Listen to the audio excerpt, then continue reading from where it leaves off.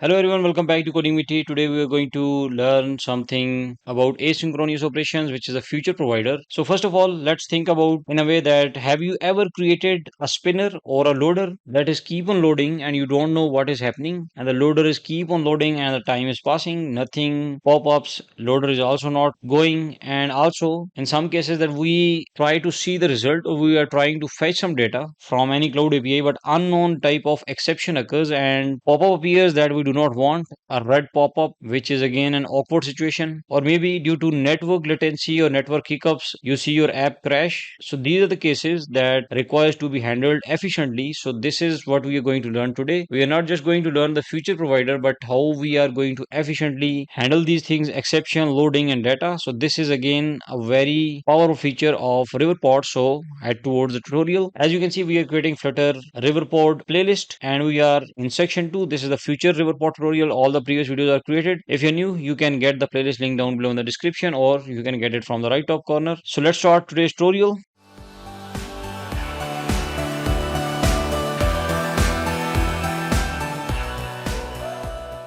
Okay, so in the previous video, you learned that we have created consumer stateful widget, and before that, we learned how to use simple provider, a static provider which cannot change its state, and also the provider which can change the state, which is a state provider. And I've added a section over here, and in the section we have 3 videos, and then in the section 2, now we have the video 5 because the first video was about intro. So in this video, I have created two things. The first one is a fake API because we do not have any API. We're not going to call any database, Firebase, or any network request. So if we see the fake API, you can just create any method which is going to wait for a few seconds and then return some result. But what I've done, I have created a class FakeService, and then we have created a function which is fetch greeting message. We first have to wait for 2 seconds using future.delayed method, and after the wait, what I'm going to do, I have to check if random dot next double any random value. If it is less than 0.3, then there's a chance that we are going to throw an exception so we can see how exception works. If it is not exception, we want to return the actual data. So in future call, usually we get two scenarios, either data or the exception. So in this function, we can handle both. So we just have to call this function to execute it. Now you will learn that why I created a separate fake service API just to demonstrate you the future provider, but I can simply add this line await future.delayed method right in the future provider and everything will be solved. You learn the future provider and also the user interface, but you will know that why I created this fake service class. So head towards the video 5. This is again an empty class. So first we have to create a future provider. So before creating a future provider, because we have to use the fake API service class, let me just create the instance of fake API so that we can use inside our application wherever we want. If you remember the first tutorial, I talked about that we have in that tutorial talk about that on the right side we have a complete tree of Flutter widgets, and on the left side we have the provider scope. And the reason to create instance of this fake service into a provider oriented, so let me first create it fake API provider, and to create the instance, as I told you in the provider video, we have to use this provider. So as a function, I'm not going to create like this. So use fat arrows, add semicolon, and we just have to return the fake service. And inside we're going to either you can use this ref object because we are not using it. So let's just add the underscore. This means that we do not need this variable. So we have the instance of the fake service in the provider. The reason is that again, if we talk about the hood we have on the right side, remember that we have the widgets. But if we are going to call this fake service class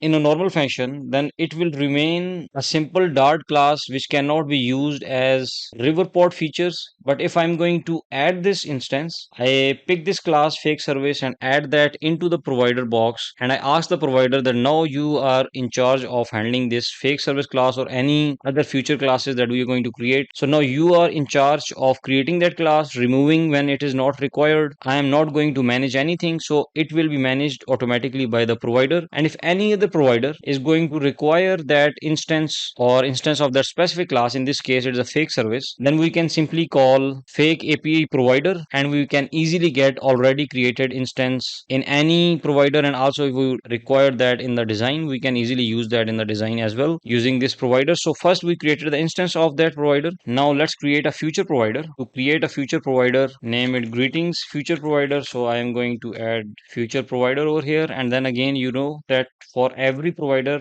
we have to create function inside its brackets. Now we have the function, and in this case, we require the ref object. So simply we can use the ref over here, or you can also declare its type. Now inside this future provider, we have to first create a variable of type service, and then we have to use the ref object, because now that fake service is inside provider, so we can use the ref object, ref dot read which provider we want to read. We want to read the fake API provider. Read, again, read means that we only want to get its data once.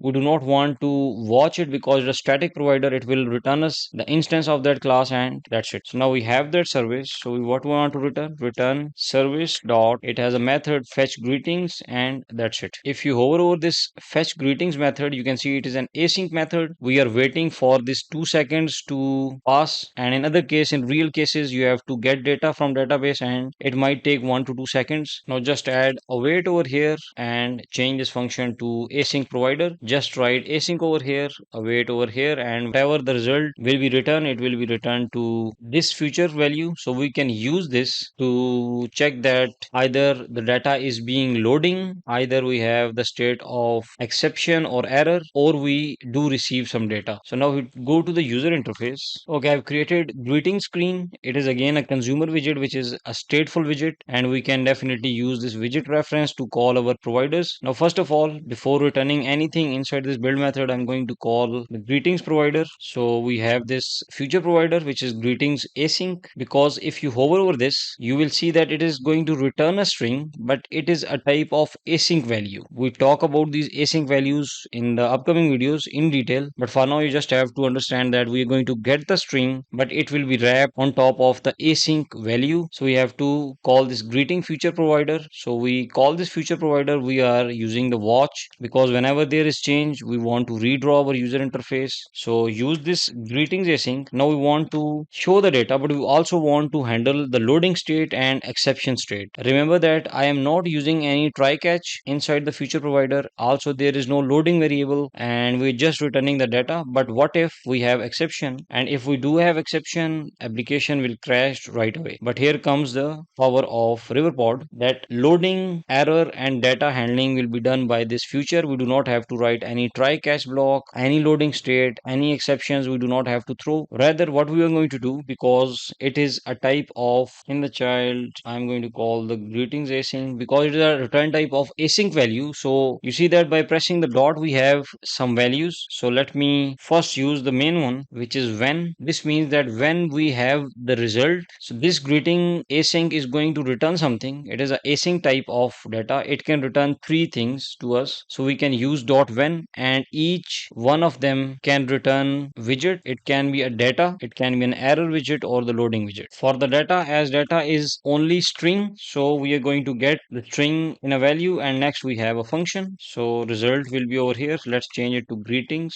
So we are going to get the data because it is string. So I will get string in this message, and we can use this string in the text, because whenever we have the data, we want to display that data in a text. If you want to display the data in some other widget, you can definitely do so. Then as an error, we are going to get two values. The first value is actual error or actual exception, and the second thing is stack trace. So these two things we get whenever we have the error. Again, change this to the fat arrows, and we are going to return variable. For now, let's just add the text variable, and we are going to display error as it is. And then for the loading, again, we have to create a function. It does not contain any variables, so simply return circular progress indicator. Now before running this application, let's quickly have a recap. This is the main provider that we have. We are actually calling any service or any class that is going to get data from any API. So we have to wait for that. We created an instance. We call the function which is returning us the actual data from maybe from Firebase, maybe from any other API, weather API or anything. So we have to wait until the data arrives, and once we have the data, we will return the data in this provider. So in the user interface, it is not again necessary to create these providers providers in the same class. When as we proceed further, okay, now if we talk about the user interface, we just have to call like any other provider.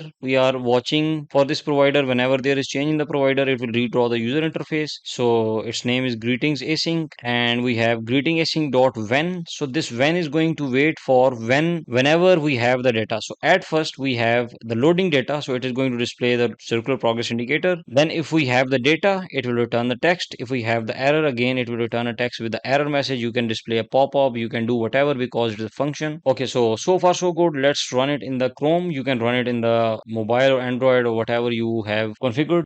Okay, our application is running, but we need to change in the main.dart. We have to call this greeting screen instead of the animation which we created in the previous tutorial. Import it, save it. Okay, let me refresh it, and you can see the loader, and we have the data hello from async. But we want to make sure this time, if you see the fake service API, if statement was not true and it returned the actual data which is hello from async, else we will get failed to fetch greetings. So let's try to again save it to see if we have a loader, and then we have the exception which is failed to fetch greetings. So you see we have two cases. First we have the loader, then we either have a data or the exception. So this time we have exception, and in the previous case we had the data. But if let's say in real cases we are stuck with the exception, we do not want to let the user to restart the application. So what we are going to do, go back over here inside this error message. Instead of just displaying the text, what I'm going to do, okay, I've created a column, and in the column we have a text which is again displaying the same error as a text,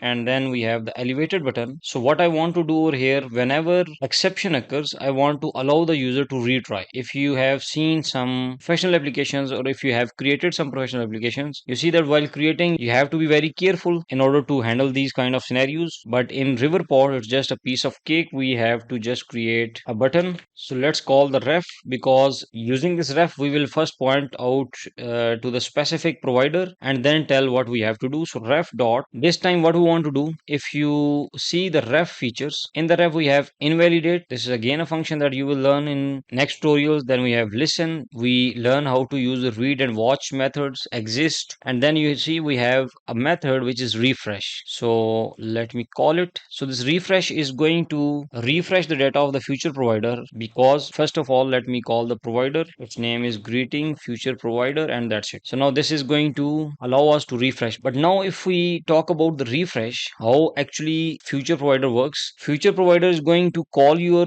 future API only once, and it is going to load the data. And whenever you're going to use this future provider, if you close the screen that is displaying the data of this future provider, you open it again, you will get the same data which is cached. So this is the power of future provider, because it allow us to use cached data. So it is going to cache this data for only once, and API will not be called again. So this is again a nice power of the Riverpod, and it help us to cache the data. So future provider will only call it once. We have that data, it will use whenever required inside the user interface right over here, and it will return the data in the text. But let's say we have the exception and we want to make sure that we get the new data, or even if you do not have the exception, you want to implement pull to refresh feature, and in that case you do not want to again get the cached data and show that data, but you want to make sure new data is arrived. So what you are going to do, you have to create a button like this. You just have to call behind the pull to refresh, or behind this button you just have to call reference.refresh, and which provider you want to refresh, this provider that we wanted to refresh. So let's save it, and this time let's wait for exception. Okay, so it is loading, and this time we have the data. Let's again load, and hopefully again we have the data. Let's again load it, and this time you see we have the exception in red, and we have a button which is saying that retry. So I'm going to hit retry. It is actually reloading, and you see the state is changed, but we was not able to see the loading on the user interface. So what we can do, if you head towards the when object, inside this when where we have three things, close this one, data, error, and loading. In this when we have three more things, which is skip error. If you have the error and you do not want to display that error, you can simply skip error will be true, error will not display anyway. Then you have skip loading on refresh. So let's use this one and make it false. This means we do not want to skip loading on refresh. refresh and want to make sure that it should load whenever